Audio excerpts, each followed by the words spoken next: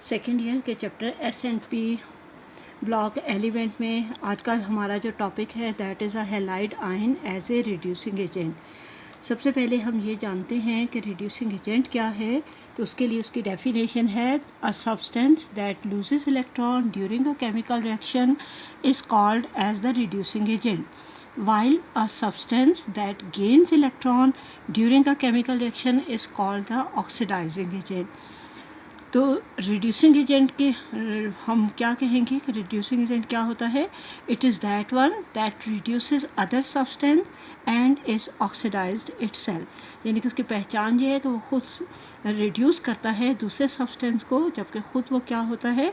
Oxidise हो जाता है। यहाँ इसकी एग्जांपल जो दी गई है वो है हैलाइड आयंस और hydrogen halide that reduces the oxidizing agent and are oxidized to halogen molecule। यहाँ ये रिएक्शन है, इस रिएक्शन में है 4 मोल्स ऑफ हाइड्रोजन हैलाइड है और ऑक्सीजन के साथ इसका रिएक्शन शो किया गया है। यहाँ ऑक्सीजन के साथ इसके रिएक्शन में वाटर मॉलिक्यूल बन रहा है और उसके साथ साथ हैलोजन जो है वो ऑक्सीडाइज हो रहे हैं मॉलिक्यूलर हैलोजन्स में। तो अब यहाँ पे in this reaction hydrogen halide acts as a reducing agent because it loses electrons. फिर उसके बाद इनकी प्रॉपर्टीज़ आती हैं। The reducing properties of the halide ion जो हैं they are increasing from fluoride ion to iodide ion. और इस तरह से क्या है कि इसमें this is due to the increase in the ionic radii of halide ions down the group.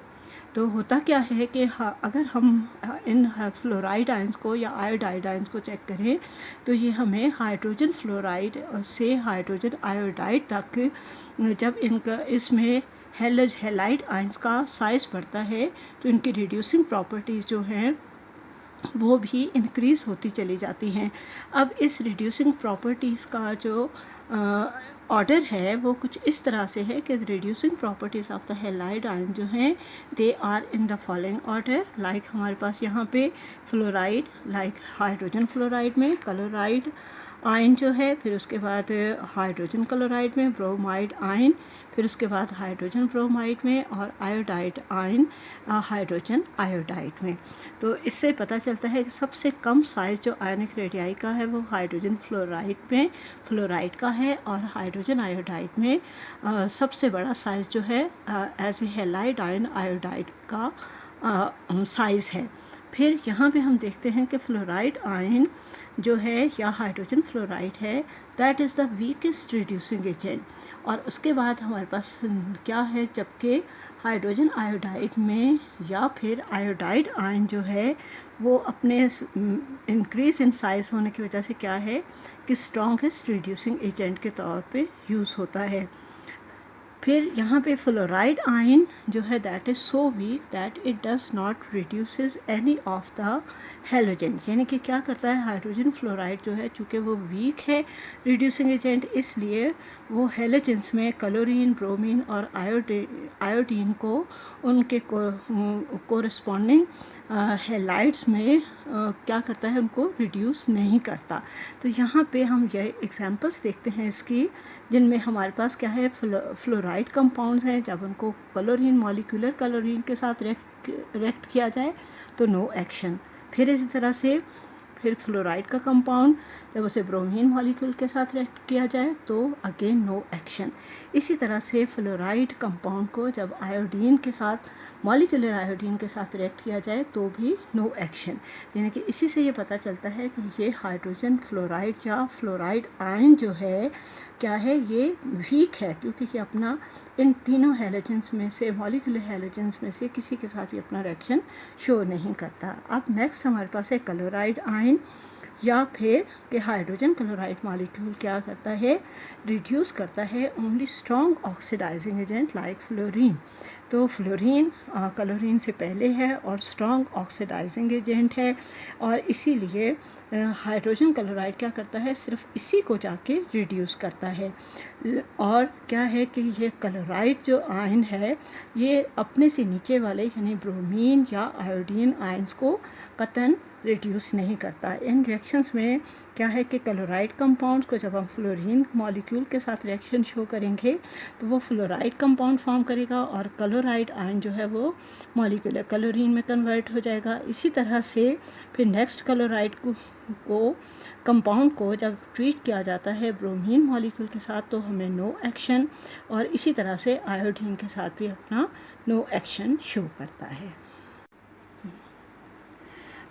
The bromide ion या फिर हाइड्रोजन ब्रोमाइड मॉलिक्यूल जो है that reduces fluorine molecule and chlorine molecule but not iodine molecule.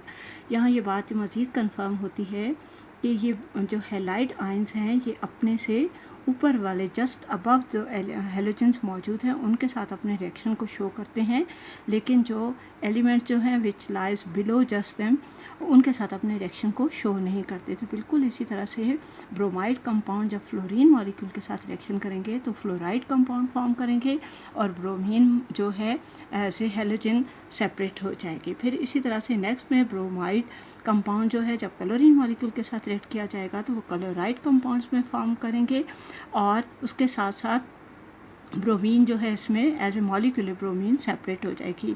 लेकिन जब यही bromide ion जो है या ब्रोमाइड कंपाउंड जो है इसको मॉलिक्यूलर आयोडीन के साथ इसका रिएक्शन शो किया जाए, क्योंकि ये आयोडीन जो है that lies just below the bromine, तो क्या होगा यहाँ पे इसका नो एक्शन होगा। फिर इसी तरह से थर्ड वन जो है दैट इज़ नेक्स्ट जो हमारा है that is iodide ion. Iodide ion या हाइड्रोजन आयोडाइड मॉलिक्यूल ये भी क्या करता है that reduces all other 3 halogens to their corresponding halide ions, यानी कि ये अपने से ऊपर वाले कौन कौन से फ्लोराइड क्लोराइड और ब्रोमाइड जो फ्लोरीन क्लोरीन और ब्रोमीन के साथ जब ये हैलाइड आयन जो हैं आयोडाइड के रिएक्ट करते हैं तो ईच टाइम ये फ्लोराइड कंपाउंड क्लोराइड कंपाउंड और ब्रोमाइड कंपाउंड में उनको कन्वर्ट करते हैं और उसके साथ साथ आयोडाइड आयन जो है वो मॉलिक्यूलर आयोडीन में कन्वर्ट होता चला जाता है।